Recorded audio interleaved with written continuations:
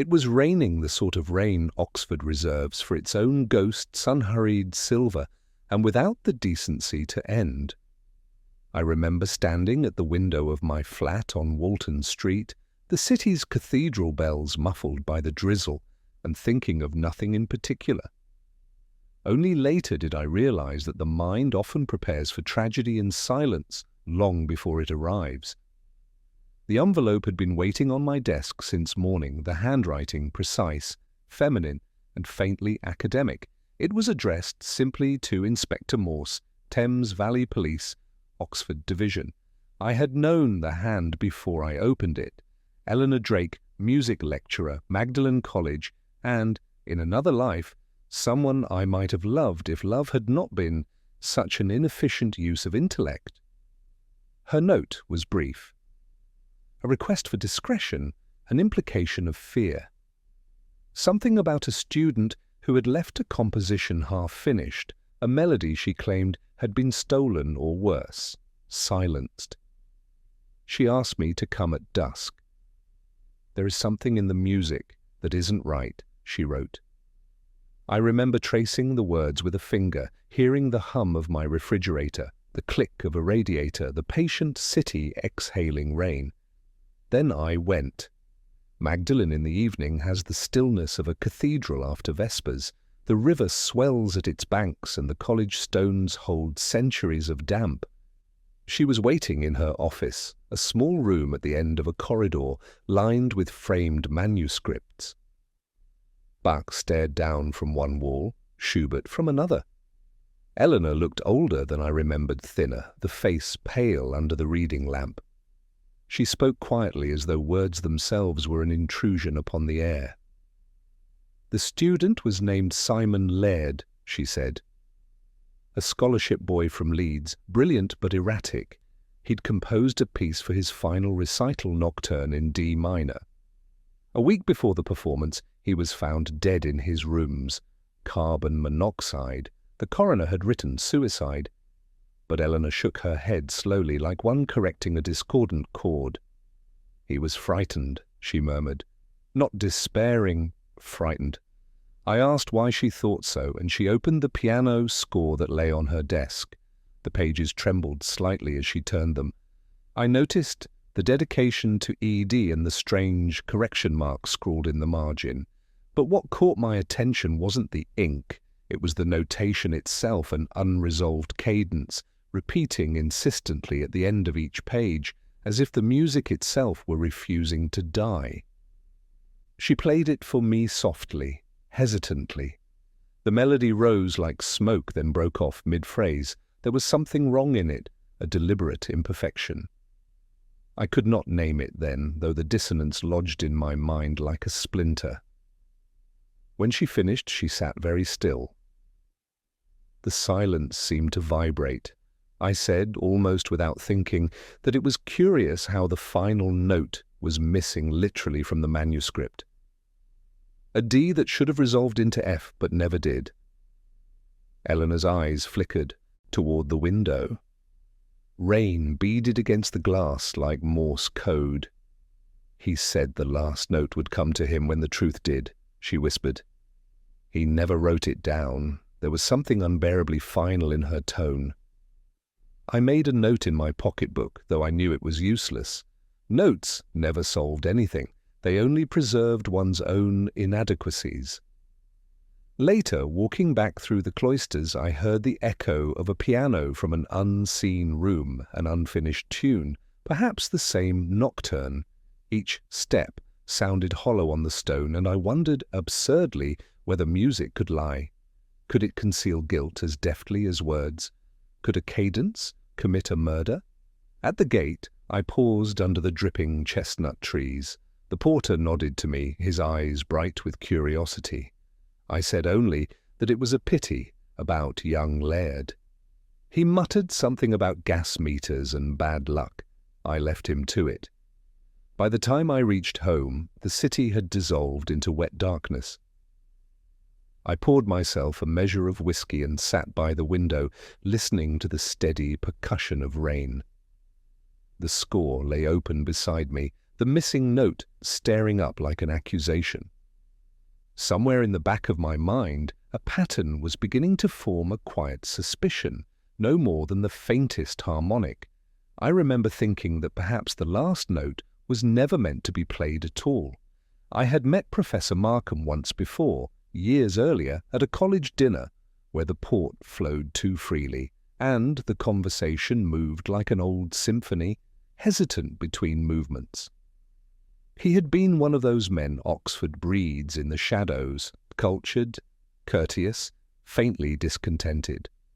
A man who loved music not because it gave him joy, but because it reminded him how little joy there was elsewhere. When Eleanor spoke of him that evening in Magdalen, I remembered the way he had corrected a student's pronunciation of Schoenberg with quiet precision, then smiled as though embarrassed by his own pedantry.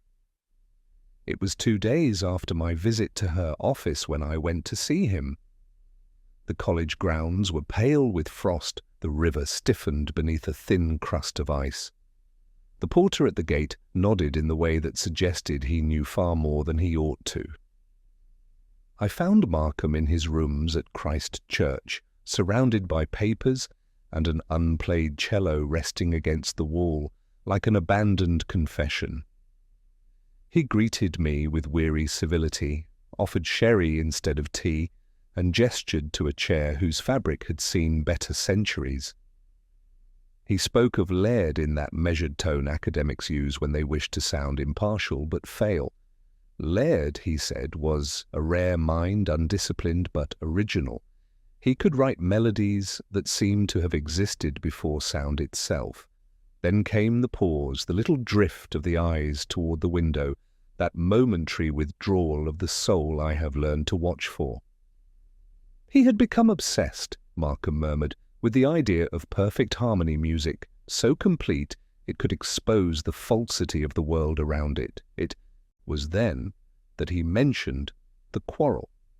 A week before his death, Laird had accused him of theft and said that Markham had taken one of his themes for a paper he was preparing on mathematical structures in composition. A ridiculous claim, of course, but it had unsettled him.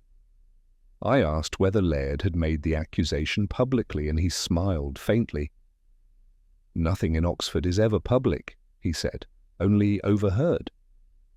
The conversation drifted, as these things do, toward philosophy and the futility of artistic ambition. He played a few bars on the cello, absent-mindedly, fingers trembling just enough to betray what pride tried to conceal. The sound filled the room with something colder than silence. When he set the bow down, he said, almost to himself, "That genius is always suicidal in its expectations." I didn't respond. It was only as I was leaving that I noticed the framed score on the mantelpiece, Laird's Nocturne, the same pages Eleanor had shown me, though this copy bore an earlier dedication to M. The ink had been carefully faded, but the impression of the pen still pressed through the paper. I remarked on it lightly, asking whether he had obtained it from Eleanor. He didn't answer at once, only turned the frames slightly, so the glass caught the pale light. "She thought he'd want it preserved," he said. And perhaps that was true. But I have known enough liars to recognize when one is lying to himself. As I walked back through the quad, the bells began to strike 4, each note hanging in the frozen air longer than the last. I thought about Laird's obsession with harmony, the missing note in his score, the symmetry of his dedication. First M, then ED music is a jealous art that demands balance, even in its betrayals. That night, back in my flat, I poured another whiskey and studied the photocopy I'd made of the score. The sequence of intervals D to FF to A, then back again, was not random. It followed a mathematical logic, a symmetry that hinted at a message. I remembered a crossword clue from that morning's Times Perfect correspondence. 8 letters. The answer had been harmony. Somehow I thought Laird had been trying to solve something more than a melody. Perhaps a riddle, perhaps a life, the kind that ends when the final note refuses to resolve. Outside, the rain began again, thin and exacting, washing the city clean of its pretensions. I switched off the light, though his melody played on, steady and unfinished, somewhere in the recesses of my mind. There are few sounds more deceptive than a choir in rehearsal. From a distance it seems pure voices lifting toward heaven through centuries of vaulted air. But up close there are mistakes, sighs, petty glances, the thin thread of ego beneath devotion. It was in that mixture of reverence and imperfection that I found myself one grey afternoon, standing in the nave of Magdalen Chapel, watching the college choir stumble through Mendelssohn's Hear My Prayer. Eleanor had asked me to attend. Laird, it turned out, had been one of the choir's accompanists, an occasional pianist, never formally listed. She wanted me to hear something, though she didn't say what. The organ wheezed faintly as the choirmaster, a harried man named Phillips, conducted with short, irritated motions. The boys, all pale and freckled, sang as if afraid of the echo. After a time, Phillips noticed me and stopped the music. He wiped his hands on his robe, the gesture of a man who has long since given up on perfection. "Inspector, is it?" he asked, as though the title itself was slightly distasteful, in sacred air. I said I was making inquiries about Simon Laird. He looked past me, toward the organ loft, and muttered that the boy had been gifted, yes, but troubled, always humming to himself, even during prayer. Eleanor, standing in the back pew, met my eyes briefly. There was something there, fear perhaps, or guilt's quieter cousin, regret. I thought of the missing note again, the D that never became an F, and wondered whether she heard it in the music too. When the rehearsal ended, I lingered. The choir boys filled out with that peculiar conspiratorial energy of the young, half laughter, half secrecy. One of them, a thin lad with a shock of blonde hair, stayed behind to close the hymnals. He glanced at me once, curious. I asked if he'd known Simon well. The boy hesitated, then said softly that Simon used to come late at night, when the church was locked, played strange tunes on the organ, said they were prayers for the living. I asked how he'd known that. The boy smiled in that Oxford way, meaningfully without explanation, and said he'd heard him once through the vestry door.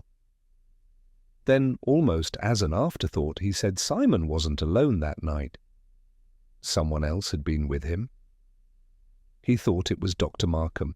It was only a child's recollection, perhaps misremembered, perhaps not. But something in the phrasing he thought was Markham made the truth flutter just out of reach, like the final word of a forgotten line. Later, Eleanor and I walked through the cloisters.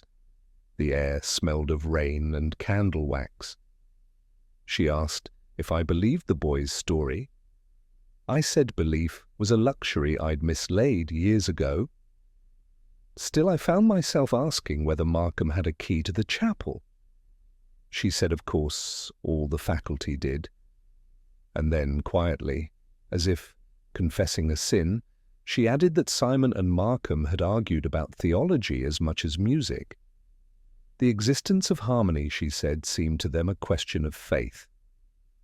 That night, in my flat, I found myself humming the Mendelssohn.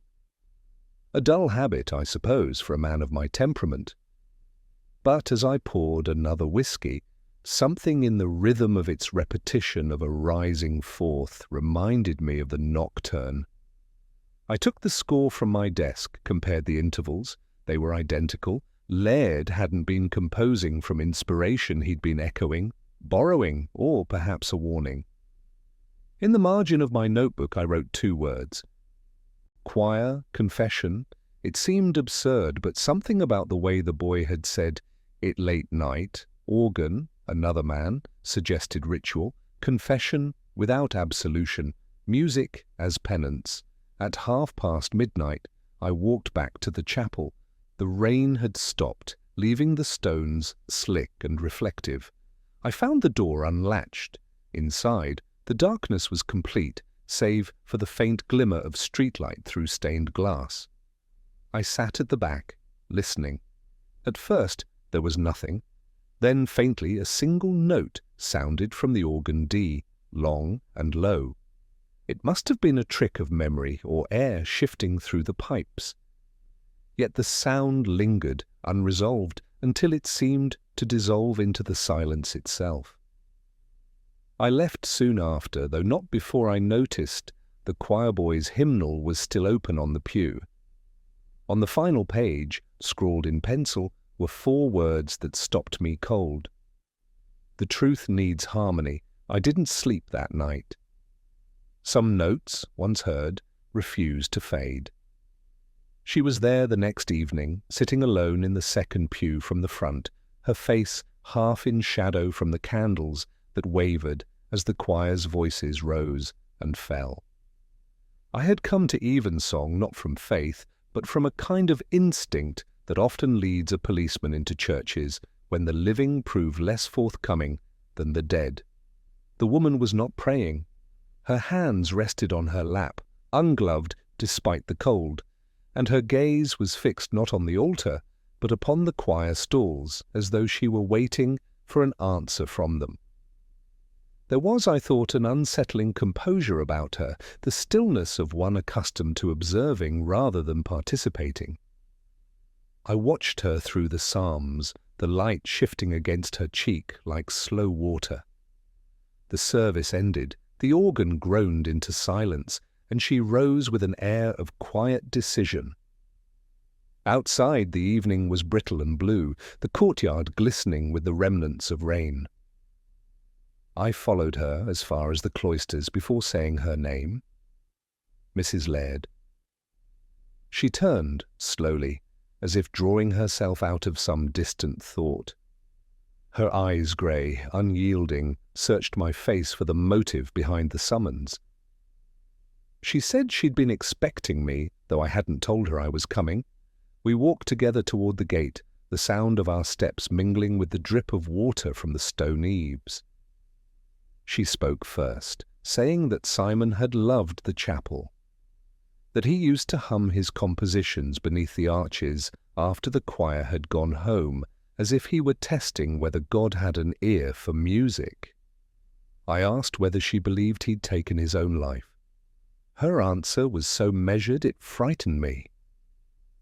People like to imagine despair announces itself, she said, but it's a private art.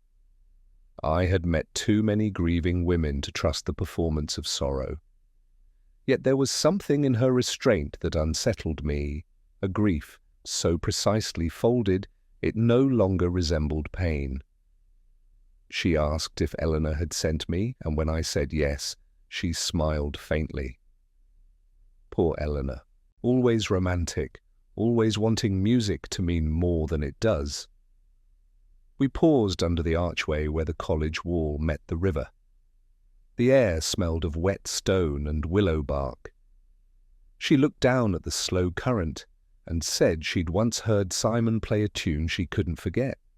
Just 3 notes, D, F, A over and over again. I asked if she'd ever seen the manuscript.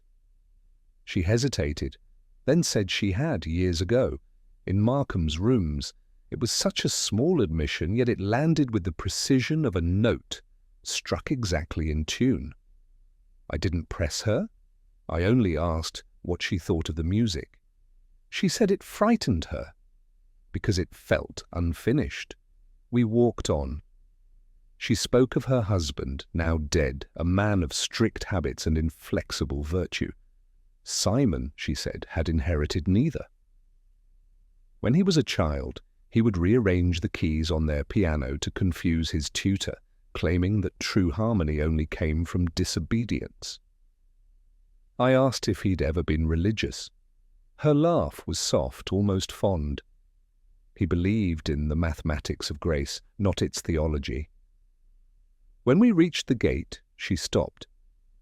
The porter was lighting his lantern, the flame trembling against the damp. She said she had something for me, then slipped an envelope from her coat pocket. Inside was a torn page of manuscript paper. The same staves as before, the same opening bars, but in the margin, written in her son's uneven hand, were 4 Latin words, Concordia discors in aeternum, discord in harmony, forever.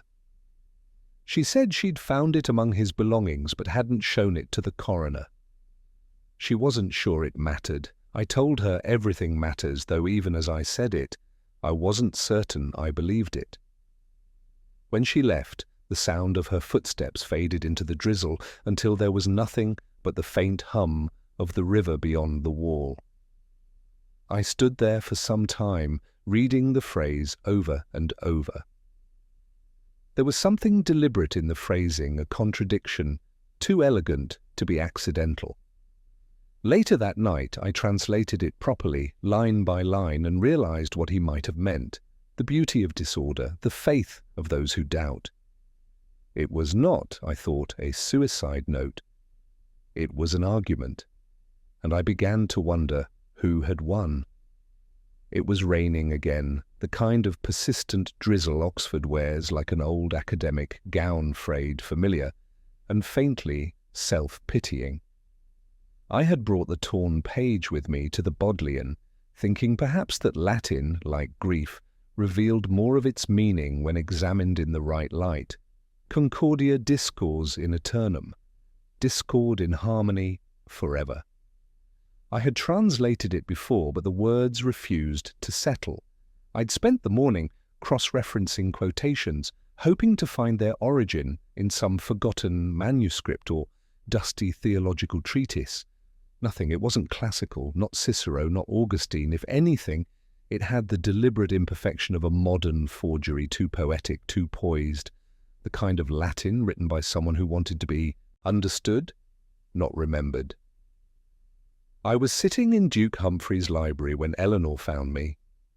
She moved through the long aisle with that academic grace that comes from years of walking quietly among other people's thoughts. She said she hadn't heard from Mrs. Laird since the funeral, and that Markham had withdrawn from teaching. He'd cancelled his lectures, citing exhaustion. A delicate word, exhaustion. It covers everything from guilt to cowardice. She looked at the torn page and frowned. I asked if she'd seen it before. Her hesitation was brief, but unmistakable.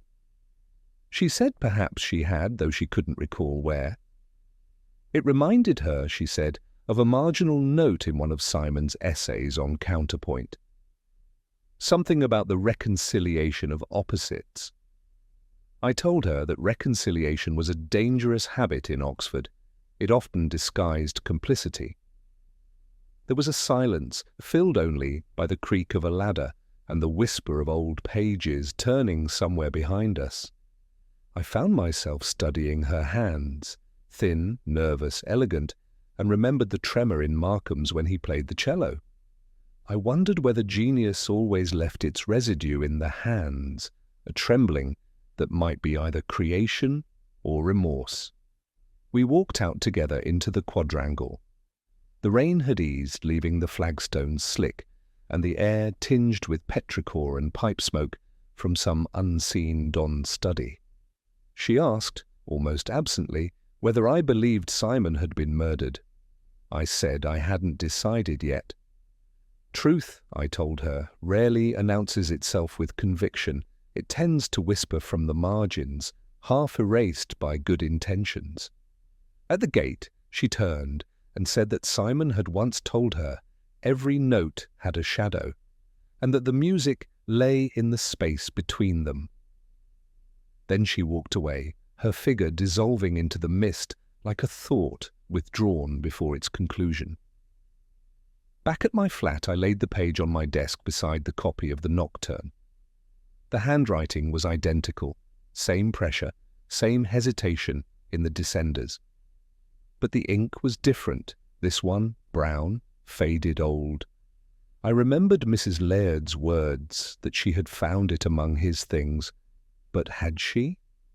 The texture of the paper was heavier, rougher than the cheap manuscript stock students used, more like the kind found in college archives. I poured a measure of whiskey and opened the crossword.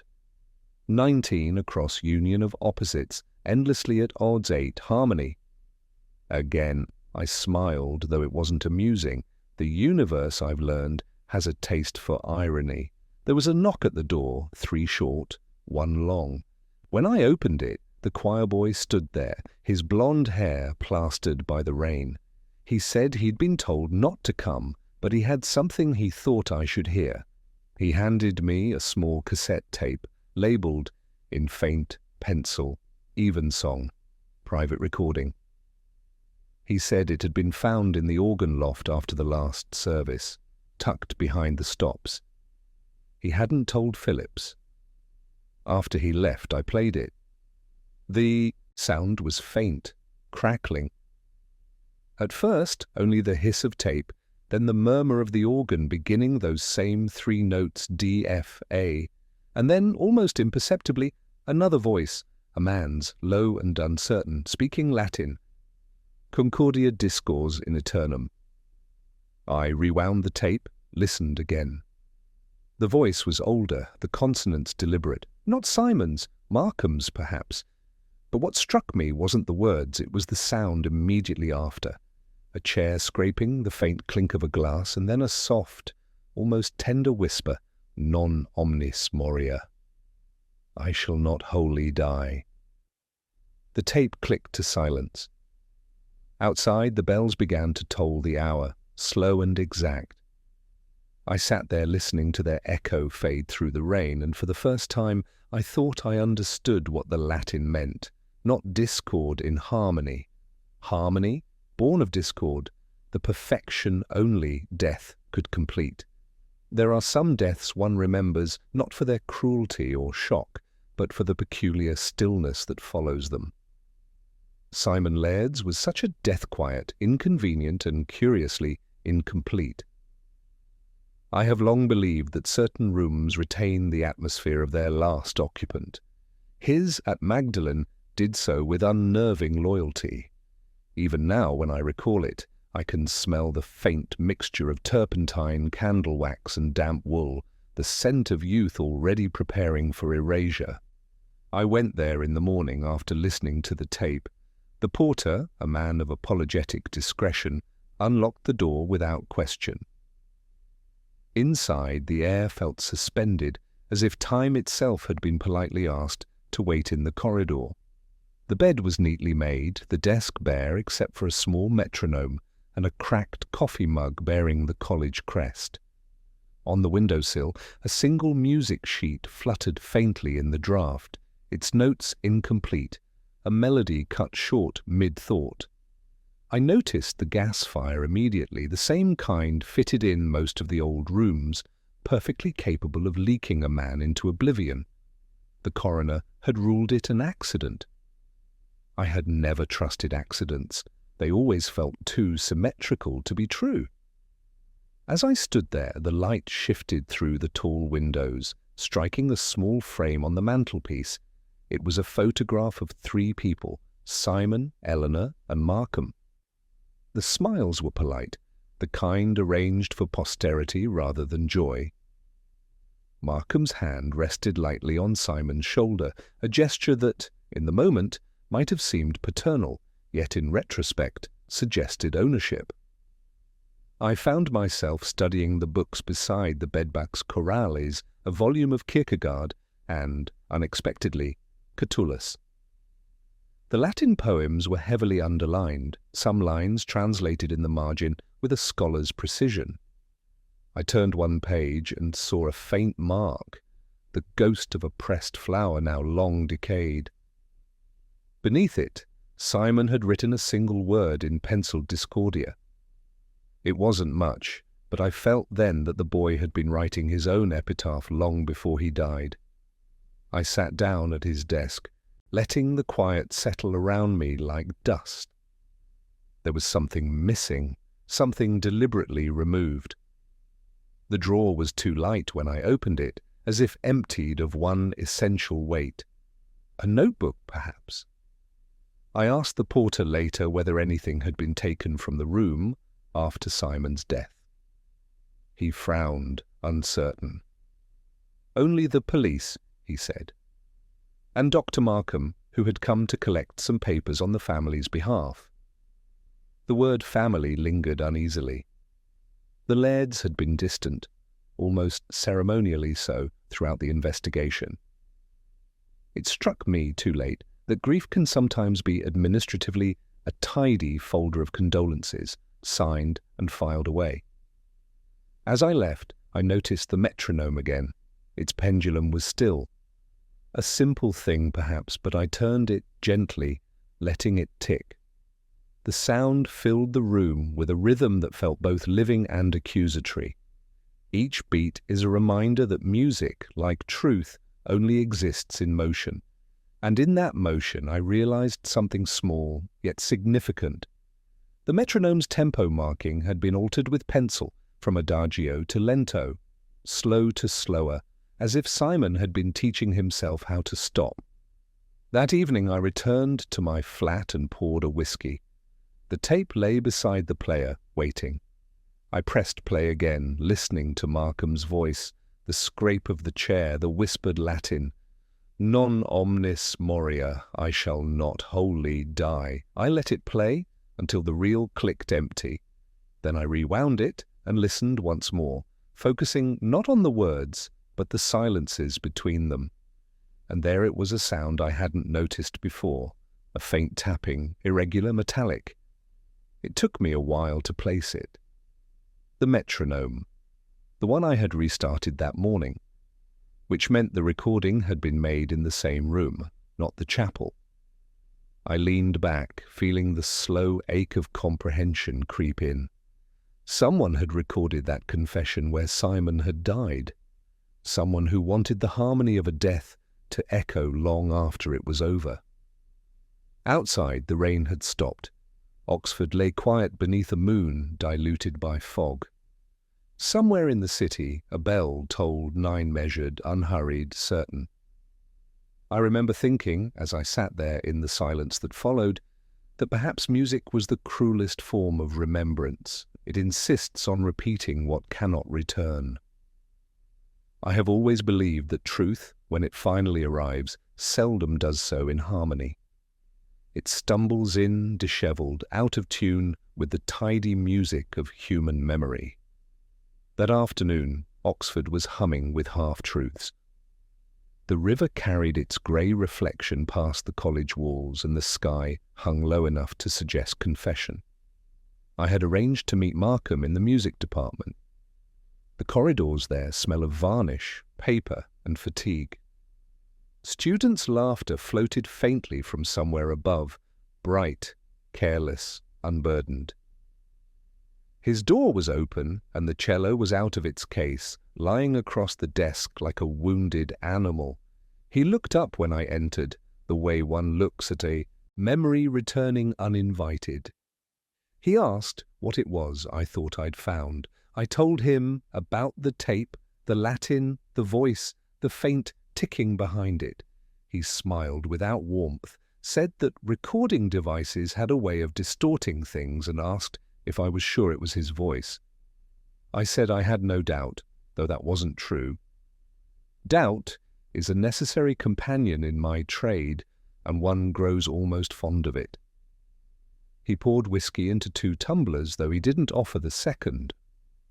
The light caught the glass, and I noticed his hand trembled less than before. He asked if I believed in coincidence. I said I preferred cause, though I'd settled for coincidence often enough. Then he said something I hadn't expected, that Simon had been a mirror, reflecting everyone's sins but his own. That he'd known how to wound with admiration, how to make you feel complicit in his genius. It was an odd thing to say about a dead student. I asked if he had loved him. He looked at the window, the rain streaking the pane like notation. Love is an inadequate term, he said quietly. It presumes symmetry. I asked what he meant, but he didn't answer. Instead, he crossed to the cello and drew the bow across the strings. The note he played was low, raw, imperfect. It lingered, that sound, until I realized what it was. D, the same pitch as the first note of the nocturne. I said as much, perhaps too sharply. He stopped playing. The air between us shifted. "You think everything must have meaning," he said, "but sometimes the world is only, noise." I told him that may be so, but noise has patterns too. When I left his office, the echo of that single note followed me down the corridor like a dog that had lost its master. I found Eleanor waiting outside in the courtyard, coat buttoned high, a newspaper folded in her hands. She said the choir boy had been suspended for trespassing after hours. Phillips had found him in the chapel again, playing the organ. Apparently, he'd been trying to mimic the nocturne. I asked where he was now. She said he'd been sent home to his parents in Sussex. I nodded, though the detail pricked at something in mean unease, quiet but persistent. Children imitate what they do not understand, but imitation leaves traces, and those traces can sometimes lead you closer to the original sin than truth itself. That night I played the tape again. The voice Markham's I was certain of reciting Latin between long silences, the ticking behind it. But now, listening more carefully, I noticed something else. Beneath the Latin, faintly, like an echo under water, a second voice, higher, younger, uncertain, Simon's. He wasn't repeating the words, he was correcting them. I rewound the tape, listened once more. When Markham said Concordia discors, Simon murmured Concordia discordans. A single alteration, but one that changed the sense entirely of harmony through conflict, not within it. I wrote the distinction down, though it felt unnecessary. It had already burned itself into my thoughts. Later, walking home, the city felt heavier, as if its stones were listening. The rain had thinned into a fine mist, and the sound of the bells came faintly from Christchurch. Each note seemed slightly off from the next, a minor dissonance that somehow made the melody truer. I paused by the river and looked toward the darkened spires. The Latin phrase repeated itself in my mind, its rhythm aligning with the bells, with my steps, with my pulse. There was meaning there, I was sure of it, but like so much in Oxford, it refused to reveal itself completely. Perhaps truth, like music, exists only in those brief intervals when dissonance resolves not into harmony, but into silence. There are moments when the city seems to listen. That evening, Oxford was still enough to make even the bells sound uncertain, their chime drifting between the colleges like a memory refusing to end. I had spent the day replaying that recording Markham's voice, Simon's faint correction, the ticking that felt too deliberate to be mechanical. It had begun to sound less like confession and more like composition. I went back to Magdalen, though I told no one. The porter was dozing at his desk, the light of a small lamp catching the edge of his newspaper. He stirred as I passed, but didn't stop me. The chapel was unlocked, as it often was. There's a trust in old institutions that borders on negligence. Inside, the air smelled of polish and dust, and the silence felt older than the building itself. I sat at the organ bench where Simon had once sat, and looked at the keys, some worn smooth, others chipped at their edges. I pressed one softly, and the note rose like a ghost from the pipes. D, again, always. D, the same opening to the nocturne, the same pitch in Markham's cello, the same note in the tape. Repetition isn't a coincidence, it's intention. I opened the hymn book left on the stand and noticed the spine was cracked at one of the middle pages. There, between the psalms, a small folded letter had been pressed flat. The ink had bled faintly into the paper. It was addressed not to Markham or Eleanor or Mrs. Laird, but to betrayal. The handwriting was Simon's. I read it under the weak chapel light. He wrote of music as deception, of harmony as the lie men tell themselves to bear dissonance. He wrote that some melodies could not coexist and that one must silence the other.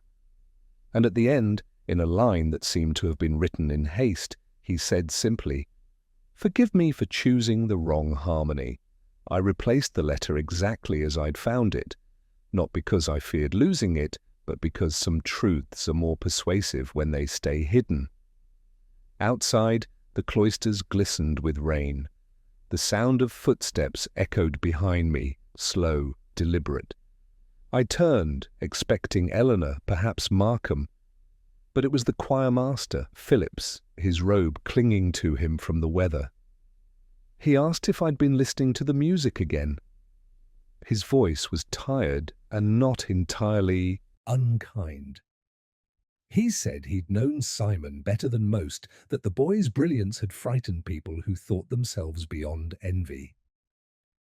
He told me something then, something I had missed. A week before his death, Simon had been due to perform his nocturne for the faculty. But the program had changed at the last moment. Markham had substituted a piece of his own. The same key, the same structure. Simon had left the hall before the first bar was played. As Philip spoke, I noticed a faint mark on his wrist, an old burn pale against the skin. It reminded me of the gas fires in Simon's room. When I asked how long he'd had it, he covered it quickly, said it was nothing. Perhaps it was. But I remembered the boy's words. Simon wasn't alone that night. He left me then, his steps fading down the corridor. I stood for a long time beneath the arch, watching the rain drip from the stone gargoyles, listening to the slow rhythm of the city. It struck me that everyone involved in this small tragedy had been chasing some notion of harmony. Markham in his theories, Eleanor in her loyalty, Simon in his art. But harmony, true harmony, is always false. It demands that discord vanish, when in truth it only hides beneath the surface, waiting to return. Later, back in my flat, I wrote a few lines in my notebook. Repetition, deception, forgiveness. Then I looked again at the crossword. The clue that night read, "Unity achieved by deceit, 7 letters. I filled in the answer without thinking. Balance. I poured a whiskey, the glass misting in my hand, and stared at the city through the rain-streaked window. Somewhere, a choir began rehearsal, their voices faint and uneven. The melody wavered, then righted itself almost, but not quite. False harmony, I thought. The kind that holds a congregation together just long enough to forget the silence that follows. It was near dusk when I returned to the chapel for the last time. The college grounds had that suspended quiet peculiar to Oxford. In late term, students gone, lectures ended, only the echo of footsteps and the faint smell of damp stone remaining. The sky was low and heavy, as though the city itself were waiting to hear what it already knew. The porter had given me the key without question. I think by then I had become part of the college's furniture, a man who belonged to its shadows more than its light. Inside, the chapel was cold, the candles unlit. I could still see the faint marks on the floor where the choir stalls had been polished, the grooves where boys' heels had tapped in nervous rhythm. The organ pipes rose like a forest of metal, silent now, their breath gone. I sat in the back pew and listened. The silence there wasn't empty, it was layered, patient, and watchful. The kind of silence that waits for confession. For a while I thought I heard the echo of voices, the high, pure treble of the boys, Phillips's weary instruction, the uncertain hum of Simon's unfinished melody. But perhaps it was only the wind threading through the rafters. Memory is a better ventriloquist than truth. I walked to the front and looked toward the lectern. There, beneath the carved eagle, was a small brass plaque I hadn't noticed before. It bore an inscription to the memory of Simon Laird, whose music endures. The words were plain enough, but it was the positioning that caught my attention. The plaque was slightly off-centre, the screws misaligned as though added in haste. Beneath it I saw the faint outline of an older plate, removed but not quite forgotten. I crouched to examine the holes, the ghostly imprint of the previous name. It had been sanded smooth, but a single letter remained visible under the right light. M. It was a small thing, easily missed. Yet in that moment the case rearranged itself in my mind with the inevitability of a solved chord. The chapel hadn't been a sanctuary, it had been an inheritance. The music, the dedication, even the death are all part of a composition written long before Simon's final note. I stayed there longer than I should have, my hand resting on the cold brass. I thought of Markham, the steady voice, the careful tremor in his hands, the way he had said that love was an inadequate term, and of Eleanor, too fragile to lie convincingly, yet complicit by silence. Oxford is a city built on silence.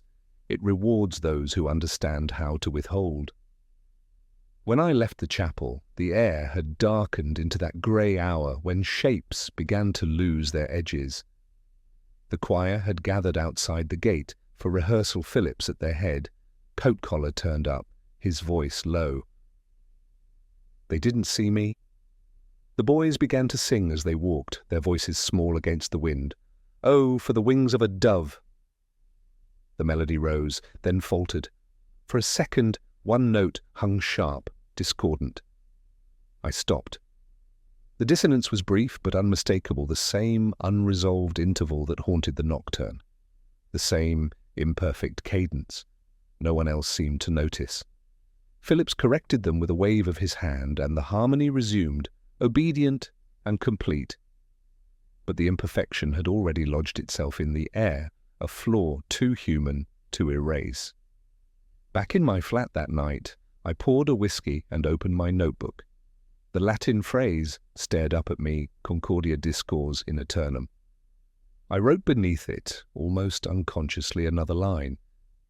The silence beneath the choir is never empty. I didn't know what I meant then. Perhaps I still don't. I switched off the light and sat in the dark. From somewhere far off the river, perhaps, or memory itself, I heard that same chord again, hesitant, unresolved. It seemed to drift through the walls, neither dying nor arriving, as if the city were holding its breath. And in that lingering note I thought I understood what Simon had been chasing, not harmony, not perfection, but the space between sound and silence, where truth lives briefly before vanishing again. I remember the morning it ended, not the case, not exactly, but the noise around it.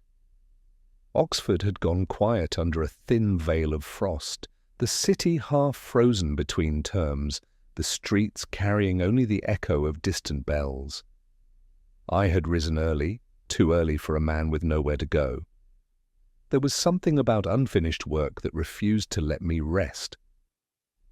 The file on Simon Laird sat open on my table, its pages yellowed at the corners, the ink fading as though the paper itself wished to forget. I poured a whiskey, though the clock hadn't yet reached 10, and listened to the faint tick of the metronome I'd taken from his room. Its rhythm had become oddly comforting, a heartbeat for a case long declared dead. I don't think I ever truly believed in closure, only variations of silence. And this silence had changed pitch. It had moved from doubt to something heavier, closer to resignation. It was Eleanor who called. Her voice was thin, remote, stretched across the wire like a trembling string. She said there'd been an accident at the chapel. Markham had collapsed during rehearsal, heart failure, they'd said. Quick. Merciful, she called it, though mercy seemed a word too clean for him. She asked if I would come. I said I already was. By the time I reached Magdalen, the sun had broken through the mist, lighting the frost like sheet music scattered on the grass. The choir boys were gathered near the gate, their faces pale and uncertain, whispering as though their voices might break the spell that still lingered inside. Philip stood apart from them, smoking despite the sign forbidding it. His eyes were red. I asked what had happened. He said it was sudden. Markham had been conducting the final bars of the nocturne, Simon's nocturne, when he stopped mid-motion and fell. The boys thought it was part of the rehearsal until he didn't get up. I asked why they had been playing that piece at all. He said it had been Markham's idea. A tribute, perhaps, or a confession. Inside, the chapel was dim, a faint scent of candle wax and cold stone. The organ remained silent, though one key had been pressed down, the mechanism jammed. I touched it lightly. It gave no sound. Beneath the lectern lay a sheet of paper, half crumpled, marked with penciled notes and Latin phrases. At the top, in Markham's careful hand, was written ad finem silenti, to the end of silence. Eleanor appeared behind me, her expression composed, almost serene. She said she'd been there when it happened, that Markham had insisted on performing the piece himself, adjusting the harmonies Simon had left unfinished. She said he'd played the missing note, just once. And then he was gone. There was something in her tone that unsettled me, a calm too deliberate, a sorrow rehearsed. I asked if she thought it was deliberate. She looked toward the altar before answering.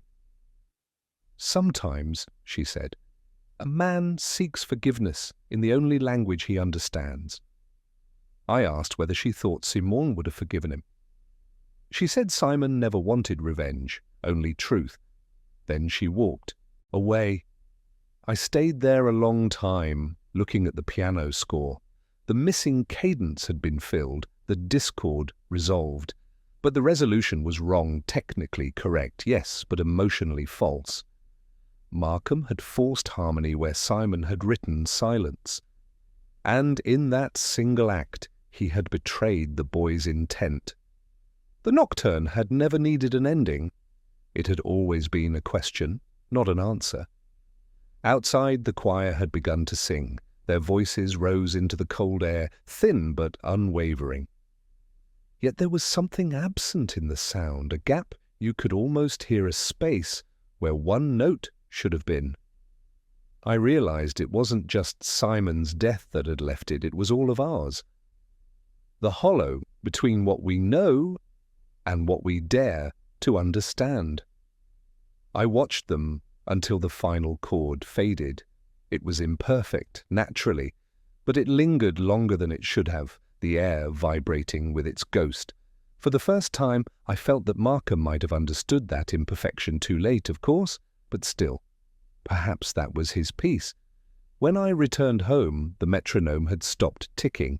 I hadn't touched it, yet the pendulum rested precisely at the center, as if time itself had chosen to pause. I poured another whiskey and sat by the window. Across the city, the bells of Christ Church began to ring slow, deliberate, neither mournful nor triumphant. I closed the file on Simon Laird and set it aside. Outside, the frost was melting, the streets slick with light. Somewhere, unseen, a choir began again, its voices rising through the fog, their purity unsettling in its persistence. I thought then that perhaps music never ends, it only changes rooms. And I, as ever, remained in the corridor between them listening. There are endings that announce themselves quietly, like a final note fading from the air, long after the audience has forgotten to breathe. This was one of them. Oxford that week was caught between seasons on the river in the mornings, a brittle sunlight by afternoon, the city hesitant to let go of its melancholy. I suppose I shared the feeling. Markham's funeral was held at Christ Church, a service of restrained solemnity, attended by those who felt they should be seen to grieve. The choir sang Nunc Dimittis, their voices soft as the wings of something nearly divine. I stood at the back, listening. Even there I could hear the falter, the hesitation before the last chord, a half-second of doubt imperceptible to most. But I had learned to hear absence as clearly as sound. Eleanor was there, veiled and still, her gloved hands folded as though containing the remains of belief. When the service ended, she lingered by the organ, looking at nothing. I joined her. She said quietly that she was leaving Oxford, at least for a while. She spoke of lectures cancelled, papers unwritten, an uninhabited flat, the rhythm of departure. I asked if she would miss the music, the college, the silence that seemed to haunt every corner of her days. She said that silence could be a refuge or a punishment, depending on who imposed it. We walked out together into the pale light. The grass in the quad was wet beneath its frost. She stopped by the gate, turned to me, and said something I have not forgotten. Simon's music was never meant to end. Markham tried to close it, to give it peace, but it wasn't peace he was hearing, it was guilt. She looked away then, and I let her go.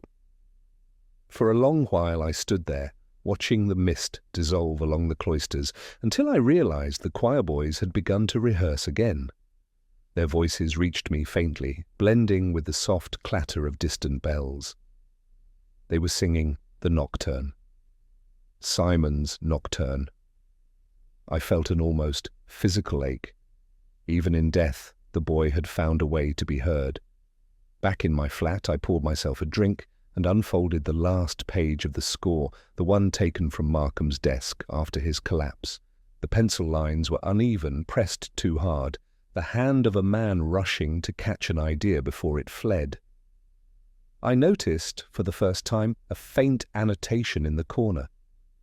Not words this time, but a small cymballar fermata, the mark that tells a musician to hold the note beyond its measure, to let it linger. It was so simple a detail, so easily overlooked, yet it seemed to contain everything that had eluded me. Simon had not written an unfinished melody. He had written a pause, a deliberate hesitation in the structure, a space where sound should wait for meaning. Markham had misunderstood. He had tried to complete what was never meant to resolve. The metronome sat on the desk beside me, its pendulum motionless. I started it, letting its steady tick accompany the music running through my thoughts.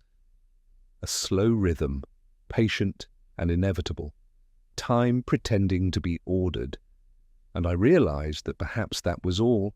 Any of us translate our dissonance into rhythm, our confusion into routine, so we could call it understanding. The night deepened. Rain brushed the window like an afterthought. I sat there, listening to the city breathe. Somewhere, a piano was being played, the sound faint but distinct, carrying through the wet air from one of the colleges. A familiar sequence, D, F, A. Then silence. The same unfinished pattern that had started it all. I didn't move. The whiskey glass had grown warm in my hand. Outside, the bells began their hour, measured, melancholy, exact. Each note arrived like a question, each pause a refusal to answer. And for once, I didn't need them to. I have often wondered since then whether Simon found what he was searching for in that final composition.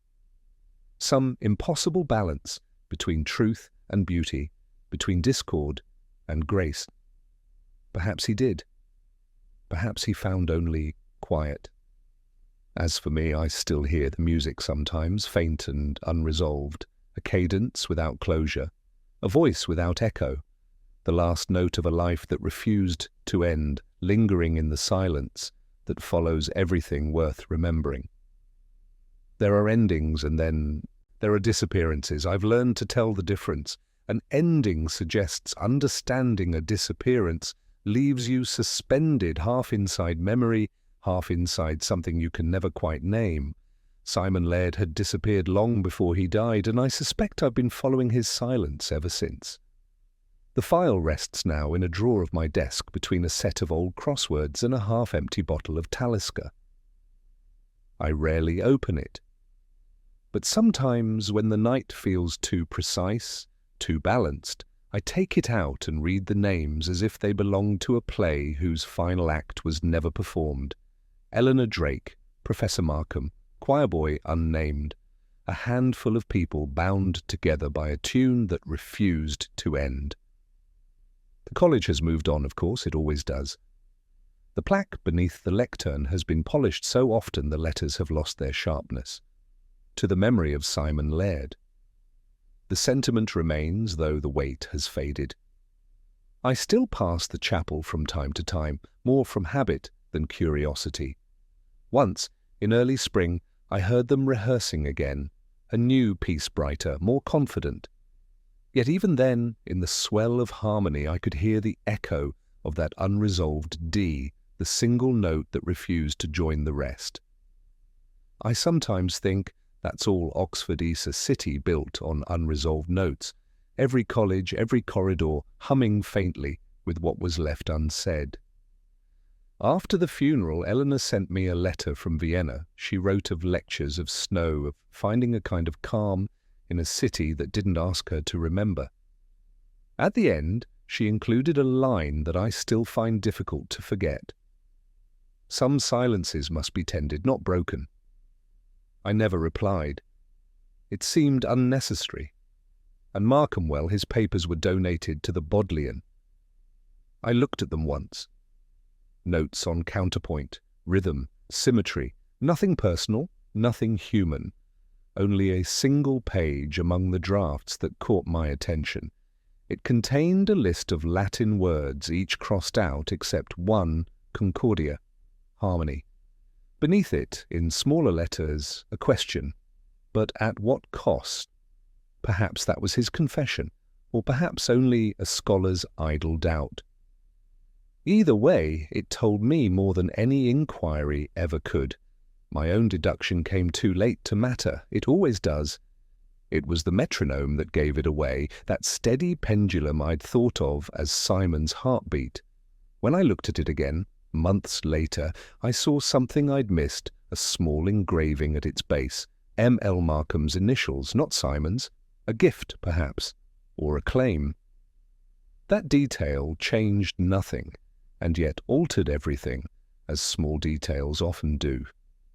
I sometimes catch myself wondering whether Simon had realized it too, that even the tool that kept his time was never truly his. Maybe that knowledge had been enough to unspool him, slowly, note by note. Or maybe I'm giving tragedy too much credit. Perhaps he simply sought the silence that music could never offer. The night is long now, the city is quiet.